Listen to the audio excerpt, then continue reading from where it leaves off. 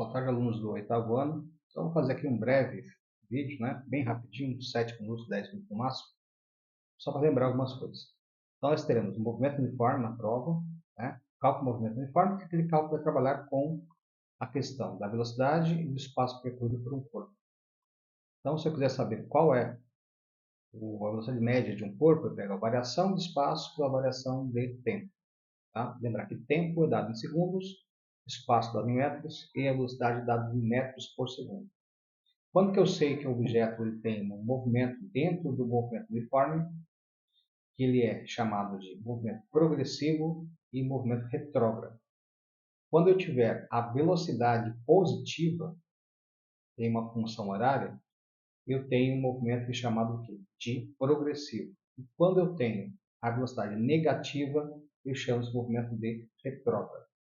Então, como é que eu sei calcular qual seria o valor de cada um deles, se eu desse numa função horária?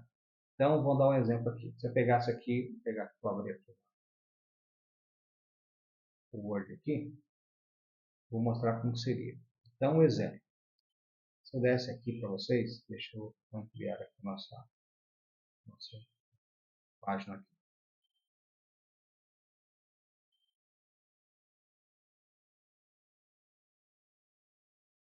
Então, vamos supor que eu tivesse aqui, um S igual a 2 mais 4 vezes T. Então, se eu pegasse aqui, vamos colocar aqui uma letra minúscula, e o T. Vamos pegar aqui, ampliando essa imagem aqui. Então, se eu tivesse aqui, aqui eu estou observando que eu tenho espaço. O primeiro valor aqui é a minha posição inicial, que é o S0, depois a velocidade e o tempo. Então, aqui eu teria um espaço inicial de 2 metros, uma velocidade de 4 metros por segundo. Este movimento ele é progressivo ou ele é um movimento retrógrado? Ele é progressivo. Por quê? Esse valor que está no lugar do V, da velocidade, lembre-se, essa formulinha é a formulinha do sorvete, que é conhecida pelos alunos como sorvete, Então, o espaço é 2, a velocidade é 4. Ele é positivo, então o movimento é progressivo. Se aqui tivéssemos o valor negativo, menos 4t, a minha velocidade seria negativa. Então, seria um movimento retrógrado. E se eu falasse agora que eu quero saber qual seria esse espaço final, se eu tivesse um tempo de 10 segundos. Se o meu tempo fosse 10 segundos. Então, o que eu faria aqui? Eu pegaria esse 10 e colocaria no lugar do t. Então, ficaria meu S igual a 2 menos 4 que multiplica 10. Então, eu teria meu espaço sendo final, meu espaço final sendo 2 menos 40. Então, nesse caso, o meu espaço final ele seria igual a menos 38.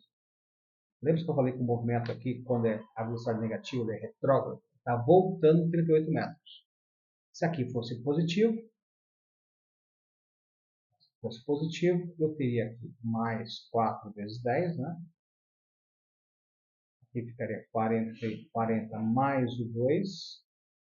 Aqui eu teria um espaço final de 42 metros. O movimento seria progressivo.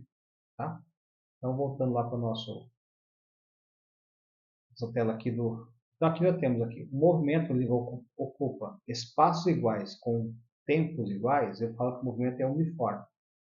Quando não há alteração em espaços percorridos que são iguais, em intervalos de tempos iguais, eu falo que o meu movimento é uniforme e pode ser movimento uniforme, retrógrado, pode ser movimento uniforme, progressivo.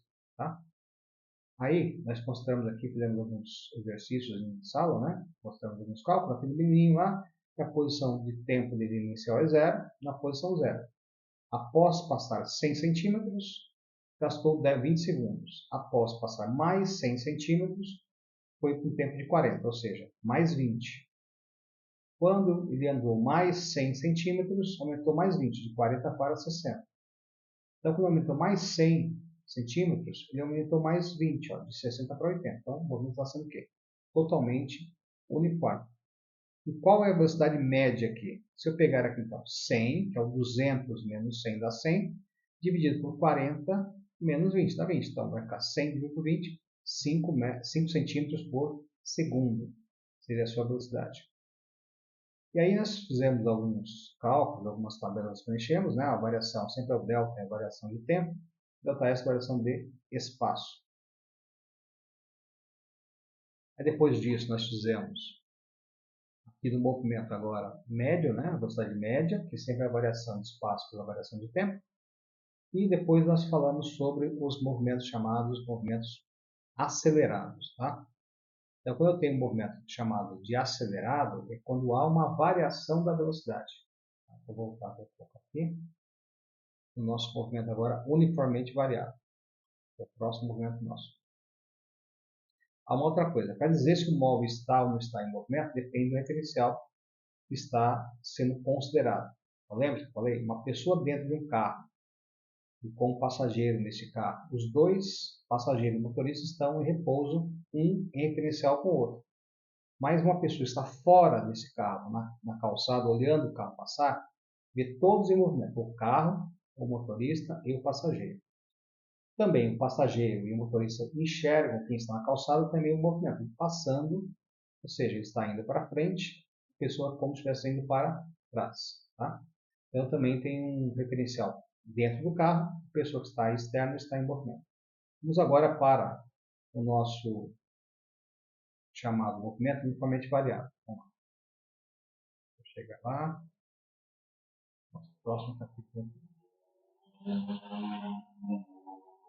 Aqui nós temos uma aceleração do movimento. Então, o MV, movimento uniformemente variado. Aqui teremos uma variação de velocidade. E aqui os movimentos podem ser. Quando a aceleração é positiva, nós temos chamado movimento acelerado.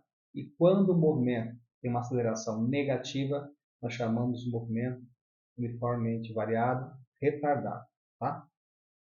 Então, aqui nós temos, fizemos aqui do carrinho, né? A variação de aceleração média é a variação das velocidades pela variação de tempo. Só que a aceleração é sempre dada em metros por segundo ao quadrado. Então, tempo sempre elevado ao quadrado. Aqui vamos ver aqui um exemplo que fizemos em aula. Esse aqui dos carrinhos aqui, né? Então, os dois carros aqui, no começo, estavam numa mesma posição. O carro aqui, azul, está a 120 metros por segundo de velocidade e o carro laranja está a 120 metros por segundo de velocidade. Ou seja, está com uma velocidade maior. Em comparação de um com o outro, como aqui eu tinha um carro em velocidades iguais, iniciais zero, por que o carro laranja vai ganhar? Porque em algum momento ele acelerou. Ele aumentou de 100 para 120. Por quê?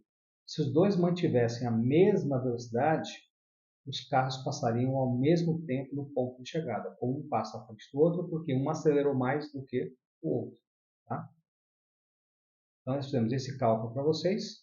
E aí também a parte da formalização do conceito de aceleração, que sempre será a variação de velocidade pela variação de tempo. Então, voltando ao nosso estudo aqui também, se eu tivesse colocado aqui a fórmula para calcularmos a velocidade, nós teremos velocidade final, vou ver final, igual. Aqui teremos um V0, então vou introduzir aqui uma pequena equação aqui. Essa aqui. Então, teríamos uma velocidade inicial mais a minha aceleração, que vai multiplicar o meu tempo. Então, aqui, vou dar um exemplo aqui. Se tivesse assim, uma velocidade igual a 20 mais 4t. Mais 4t. Mais 4t. Então, quer dizer o quê? Eu tenho uma velocidade inicial de 20 metros por segundo, uma aceleração de 4 metros por segundo ao quadrado. Este movimento seria mv, movimento uniformemente variado, e eu teria aqui uma aceleração positiva, ou seja, seria um movimento acelerado. Se aqui tivesse o menos, eu teria um movimento chamado de retardado. Aí, continuando a nossa apostila aqui, depois dessa parte de movimentos, a gente vai entrar na parte que é do capítulo aqui. Tá? É bem rápido o vídeo, porque nós já explicamos bastante em aula, só para relembrar algumas coisas. Vou passar aqui. Nós falamos desse gráfico, qual seria o gráfico mais adequado para o metrô. Falamos também desse aqui, que o corredor ele vai correndo para tentar saltar em cima desse obstáculo, né? Ele vai aumentando a sua velocidade até que ele possa ser jogado pela essa haste, né, por essa barra, do outro lado desta altura que ele está querendo atingir. Aí, quanto aos movimentos da Terra nas estações do ano. Então, lembrando, os movimentos são translação e rotação. Translação tem a ver com os dias do ano e o de rotação tem a ver com a condição de dia e noite. Nesse caso das estações do ano, também nós teremos a posição lá do planeta Terra fazendo a translação dividido nas 4 estações do ano. Tá? Então, o verão, a primavera, o outono e o inverno. Então, o movimento de translação tem a ver com os dias do ano e tem a ver também com a posição que estará para que nós tivéssemos a composição das 4 estações do ano. Logicamente, com a parte do planeta está sempre iluminado e outra parte está sem iluminação, tá? Que é a questão do dia e da noite. E também nós temos a condição dos polos do nosso planeta. Nós temos uma região onde é inverno, a outra região é verão. Tá? Então, falamos sobre essa questão dos polos, né? A questão desse giro em torno do próprio eixo, que é a rotação, e o giro em torno do Sol, que seria a translação. Então, está aqui, a translação seria esse movimento em torno do Sol, e a rotação, o movimento em torno do próprio eixo. A Terra sempre tem um eixo de inclinação, tá? De cerca de 23,5 graus de inclinação. Então, além dela fazer um movimento de rotação, ela vai fazer a rotação e translação ao mesmo tempo. Tá?